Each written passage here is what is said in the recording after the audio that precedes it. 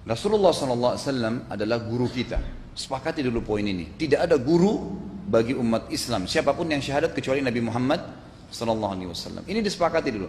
Semua dai dan ulama adalah pewaris beliau. Artinya harus mewariskan ilmu yang beliau ajarkan. Apa yang diajarkan itu yang disampaikan ke umat. Yang tidak diajarkan mereka larang agar dikerjakan. Kan begitu mestinya. Ini kaidahnya dulu. Masalah kasus ada orang imam pimpin doa setelah sholat, jangan dibahas doanya. Doa adalah ibadah. Tapi begini, sebelum anda kerjakan satu ibadah, tanya, saya mau ziarah kubur. Jangan ziarah kubur sebelum anda tanya bagaimana Rasulullah SAW ziarah kubur, agar jangan anda buat-buat ziarah kubur itu. Adanya orang taruh kembang di kuburan, siram air, buat batu nisan, pasang lampu, baca zikir-zikir di sana. Karena dia mau ziarah kubur semaunya sendiri.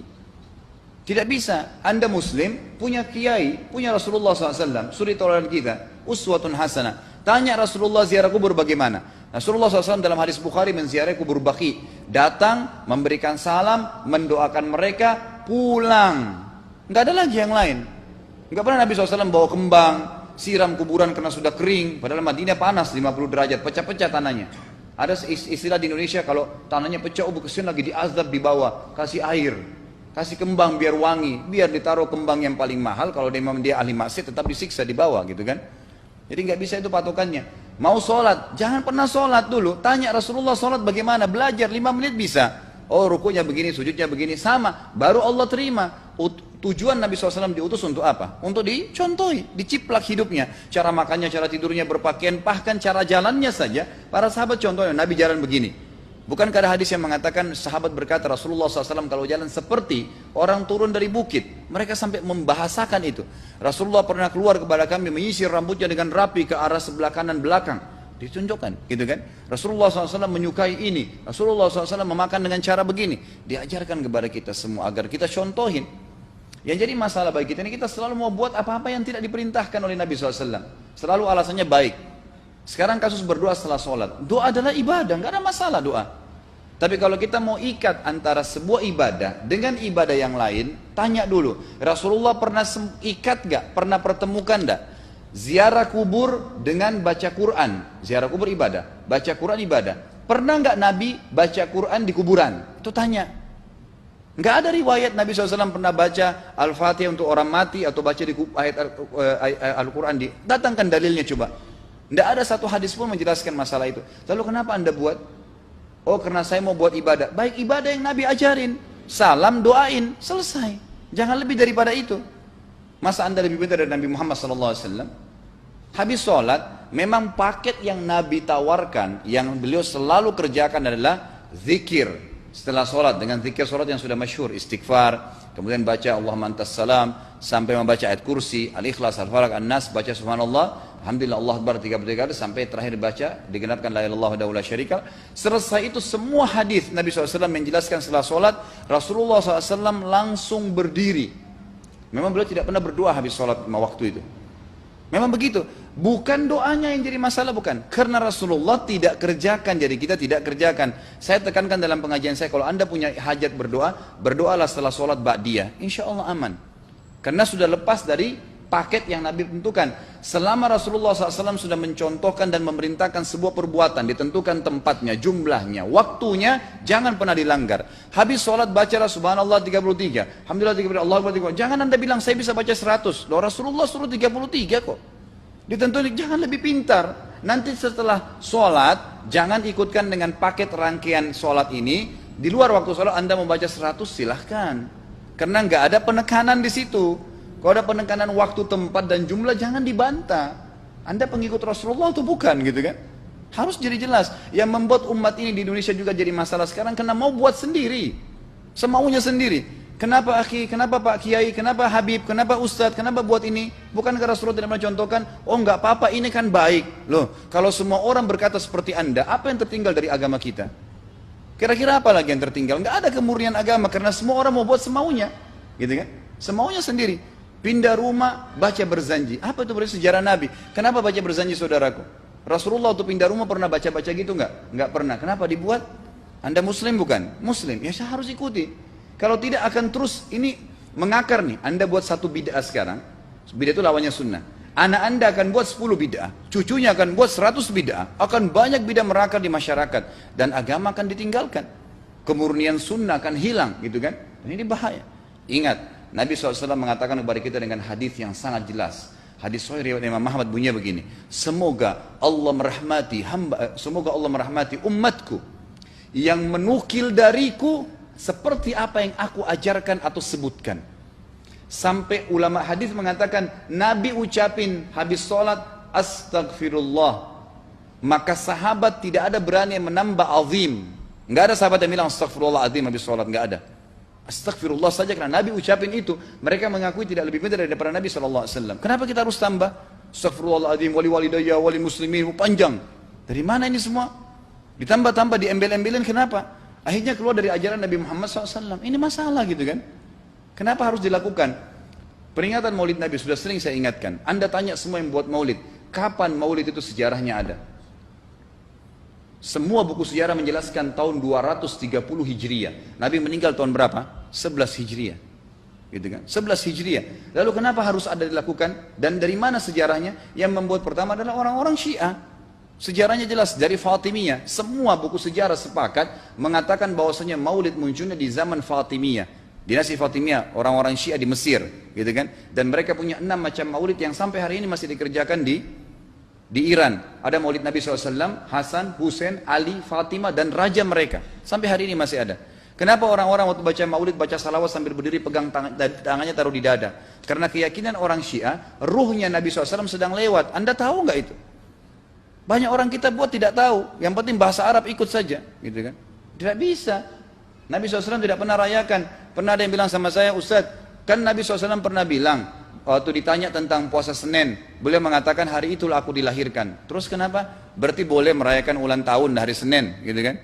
Tidak. Nabi SAW cuma menginformasikan bahwasanya beliau lahir di hari Senin. Dan beliau tidak pernah ngumpulin sahabat untuk baca bersama-sama, merayakan hari lahir beliau, tidak pernah. Kalau itu benar, Nabi nggak bakal tinggalkan kok. Ibnu Katsir rahimahullah, garis bawahi poin ini.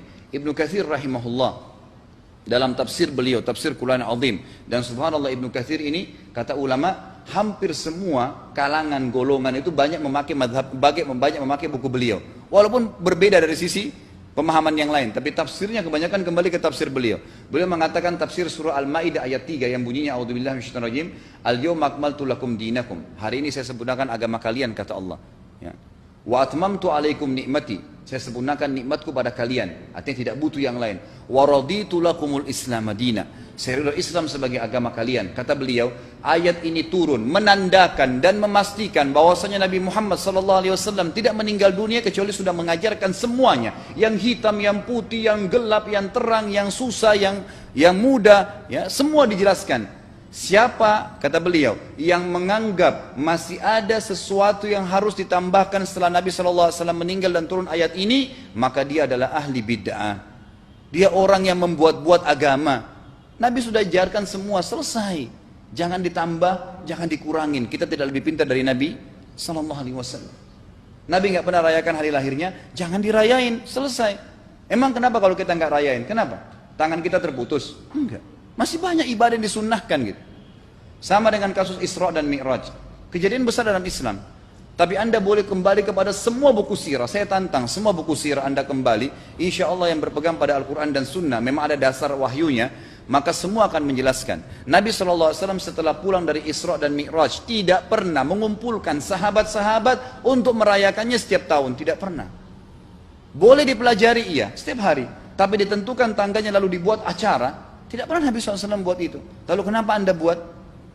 Kalau Anda mau tetap buat, ya silahkan, itu hak terserah Anda. Tapi saya ngajak kepada Anda kembali kepada kemurnian ajaran Nabi SAW. Kita tidak akan pernah kembali, kata Syekh Utsaimin rahimahullah, umat Islam ini akan kembali kepada kejayaan mereka kalau mereka betul-betul kembali kepada ajaran Rasul mereka Muhammad SAW. Murnikan ajaran Nabi yang jalankan seperti yang beliau ajarkan, selesai, akan aman. Pasti akan kembali kejayaannya. Kita nggak bisa saling menghardik, saling menyalahkan yayasan ini, organisasi ini, kelompok ini, karena masing-masing mau beristidlal sendiri, mau menjalankan sendiri hukum-hukum agama ini, bukan mengikuti sunnah Nabi SAW. Jemaah haji kita, jemaah umrah, datang ke Mekah, tur dalam kota Mekah, naik ke gunung untuk lihat Gua Hira. Kenapa naik ke Gua Hira? Oh, Rasulullah pernah di sini. Baik, saya jelaskan. Nabi Muhammad SAW ke Gua Hira sebelum turunnya wahyu.